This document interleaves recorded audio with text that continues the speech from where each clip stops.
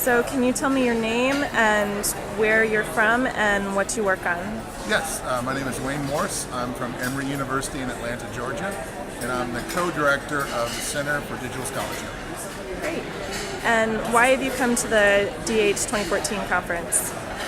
My co-director is presenting a paper, and I came along to really learn more about some of the tools that we already use, visualization tools, 3D modeling tools, and how they're impacting other institutions and how other people are kind of pressing the envelope a little bit to experiment with these approaches and methodologies. So it's your first time then? This is my first time. I actually come from an IT background, and our center is a blend of IT and librarians, and we're doing digital projects, and this is very interesting. Some of the ways that people are presenting, some of the topics they're presenting.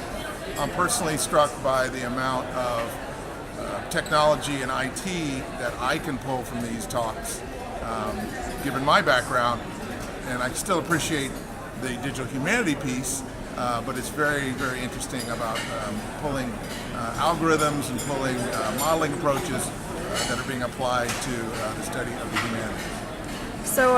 So what has inspired you so far? What has inspired you the most in all of what you've seen?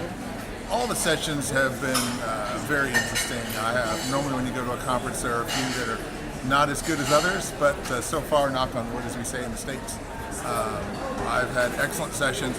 There are some approaches to some of the work that we do, some of the work that we do in the areas of 3D modeling and even in visualization. It's very specialized and takes one or two certain people on our team. And some of the approaches and some of the sessions I've seen expand those types of approaches. So where those can be learned by, let's say, graduate students in a way that's easier for them to assimilate, so they don't all have to be experts in, let's say, ArcGIS, but they can go ahead and help us build out maps and then even build out some 3D models. Great. One last question, and that's, what do you think is the most hotly debated topic at the conference so far? My French is not as good as it used to be, so I'm trying to eavesdrop, but at dinner the other night, we had the conversation about how the humanities and the sciences are blending, and whether or not that blend is going to be a total overlap, or if it's going to just be a tangential touch on the side. Because it seems with some of the areas that those two areas are blending together, and will they lose their identities? Will the humanities try to grab the sciences and some of the scientific theories so strongly that it pulls them in another direction? So that was our topic of discussion last night. Great.